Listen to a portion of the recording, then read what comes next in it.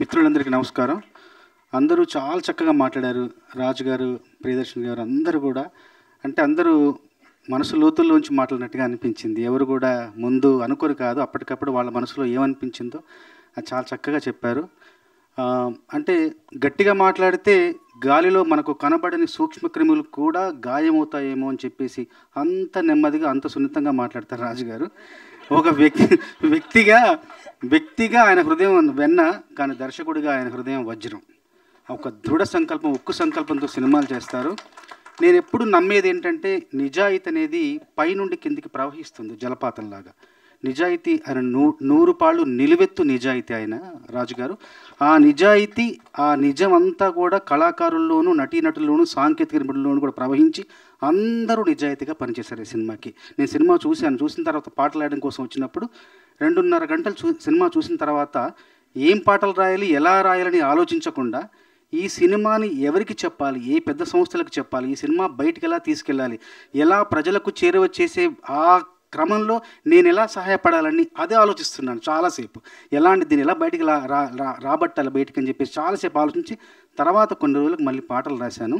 ఈ సినిమాకి పాటలు రాస్తున్నప్పుడు నాకు ఎదురైన ఒక సంఘటన చెప్తాను. ఏంటంటే, ఈ సినిమాకి ఒక సందర్భంలో రాబిన్ ఒక ట్యూన్ చేసి, అప్పటికే ఆర్కెస్ట్రా చేసి నాకు ట్యూన్ ఇచ్చారు. ఇచ్చిన తర్వాత నేనేమన్నానంటే రాజుగారితో 2-3 సార్లు విని, ఇది ఎందుకో నేను అనుకున్న భావాలకు, ఆ సందర్భంలో రావాల్సిన భావాలకు ఈ బాణిలో పొదగదేమో, నేను రాయలేకపోతున్నానేమో, అందువల్ల స్వేచ్ఛగా నేను ఒకటి రాసేస్తాను, రాసిన తర్వాత దానికి బాణి కడతారా అంటే అప్పటికి అది రికార్డ్ అయింది. దాన్నంతా పక్కన పెట్టి మళ్ళీ కొత్త పాట, కొత్త సాహిత్యానికి మళ్ళీ బాణీ కట్టే అవకాశం కోసం నేను అడిగినప్పుడు వెనకాడకుండా మీరు రాయండి, మేము బాణీ చేయిస్తామన్నారు. అబ్బాయి జైల్లో పడతాడు, అమ్మాయి ఎదురు చూస్తూ ఉంటుంది, అమ్మాయి పొట్టతో ఉంటుంది, ఎదురు చూస్తూ ఉంటుంది. అక్కడ తనొక జైల్లో ఉంటాడు, ఇక్కడ అమ్మాయి కూడా ఒక జైలు. అక్కడ ఊచలున్న జైలు, ఇక్కడ ఊచలు లేని జైలు. సో ఈ సందర్భంలో నేను రాశాను, నీదొక చెరసాల, నాదొక చెరసాల, నీది స్వేచ్ఛ లేని బ్రతుకు, నాది బ్రతుకే లేని స్వేచ్ఛ, ఇరువురి చెరలు తొలగేదెల, ఇరువురి చెరలు వేడేదెల, నీదొక చెరసాల, నాదొక చెరసాల, రాలేవని తెలిసి ఎదురే చూస్తున్నాను, వినలేవని తెలిసి ఏడుస్తూ ఉన్నాను, నీ గురుతులనే మోసి బరువెక్కాను నేను, అలసటతో అడుగే వేసి నడిచే గాయాన్నయ్యాను, నీదొక చెరసాల, నాదొక చెరసాల, నీది స్వేచ్ఛ లేని బ్రతుకు, నాది బ్రతుకే లేని స్వేచ్ఛ అని స్వేచ్ఛగా, స్వచ్ఛంగా రాస్తే దానికి బాణీ కట్టి మళ్ళీ కొత్త పాట రికార్డ్ చేశారు. అంటే అక్షరానికి, సాహిత్యానికి, సృజనకి వాళ్ళు ఎంత అగ్రస్థానం, ఎంత పెద్ద పీట వేసే దర్శకుడు. కాబట్టి ఇలాంటి మంచి పాటలు రాయగలిగే అవకాశం నాకు లభించింది. కాబట్టి మనస్ఫూర్తిగా రాజుగారికి ధన్యవాదాలు తెలియచేసుకుంటూ, ఈ సినిమాలో అందరిది కూడా ఎంత నిజాయితీ ఉంటుంది నటనలో, ఎంత సహజత్వం ఉంటుంది, ఎంత స్వభావ సిద్ధత ఉంటుందంటే అసలు నటించారా నేను నమ్మలేకపోయాను వీళ్ళందరూ నటన చూసి. మామూలుగా సినిమాల్లో మనం కింద క్రెడిట్స్లో సాంకేతిక నిపుణులను వేస్తాం కదా, ఈ సినిమానికి సాంకేతిక నిపుణులతో పాటు నటనా నిపుణులను వేయాలేమో వీళ్ళకు, అంత బాగా నటించారు.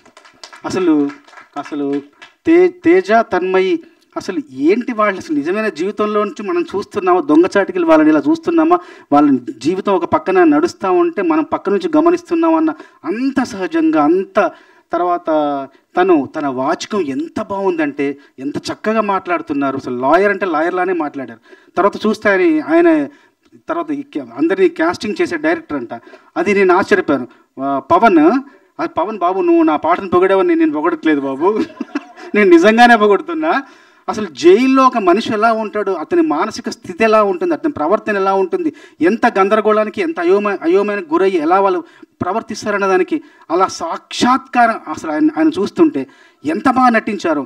మీరు ఫ్యాక్స్ నిజం లాగా అందరూ కూడా ఇవన్నీ చూస్తుంటే ఈ సినిమా ఎంత గొప్ప విజయం సాధించబోతుంది, నటనాపరంగా ఎంత పై మెట్టులు ఉంది సినిమా పరంగా అని నేను మనస్ఫూర్తిగా నమ్ముతున్నాను. అట్లాగే ప్రియదర్శన్ గారిని ఒక గొప్ప నటుడిగా ఆయనకు జన్మనిచ్చిన మలేషియన్ సినిమా ఎలాగైతే ఆయనకు జన్మనిచ్చిందో, ఈ సినిమా ద్వారా ఎంతోమంది నటన నిపుణులకు మరింత జన్మనివ్వాలని, కొత్త జన్మనివ్వాలని, ఆ జన్మ వాళ్ళ జీవితానికి కొత్త బాటలు వేయాలని మనస్ఫూర్తిగా ఆశిస్తూ చిన్నవాళ్ళు కాబట్టి ఆశీర్వదిస్తూ, నాకు 3 పాటలు రాసే అవకాశం ఇచ్చిన రాజుగారికి మరొక్కసారి ధన్యవాదాలు తెలియచేసుకుంటూ, నేలపైన పువ్వులన్నీ అక్షరాలయే, నింగిలోన రంగులన్నీ కాగితాలయే, నీకు నాకు లోకమంతా ప్రేమ కవితాయే, ప్రేమలోన ఈ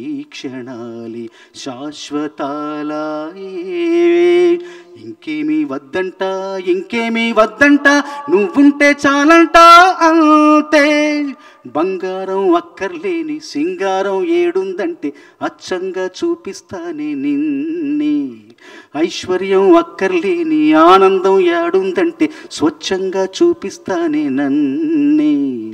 ఇలాంటి మంచి బాణీలకు మంచి సాహిత్యం రాసే అవకాశం వచ్చింది. మరొకసారి రాజుగారితో ఒక అనుబంధం చెప్తారు. మలేషియన్ కావచ్చు, ఈ సినిమా కావచ్చు, నేను ఒక రెమ్యునరేషన్ చెప్తా, ఆ రెమ్యునరేషన్ నేను అడిగింది తీసుకొచ్చిన తర్వాత నేను పాట రాసిన తర్వాత పాపం ఈ సినిమాకి అంత శక్తి, అంటే ఎంత శక్తి ఒక సినిమాకు ఉంటుంది, ఒక మార్కెట్ కానీ అదంతా చూసి నేను అడిగిన దాంట్లో ఒక 60% తీసుకున్నాను, మిగతా 40% అతనికి వెనక్కి ఇచ్చాను. ఎందుకంటే చిన్న సినిమా కష్టపడి చేస్తున్నాడు. నేను ఎందుకు ఇప్పుడు ఈ సంఘటన ఎందుకు చెప్తున్నానంటే, వచ్చేసారి ఈ సినిమా ఘన విజయం సాధించి నేను అడిగినంత మీరు ఇవ్వాలి, అది నేను తీసుకోవాలని నేను కోరుకుంటున్నాను.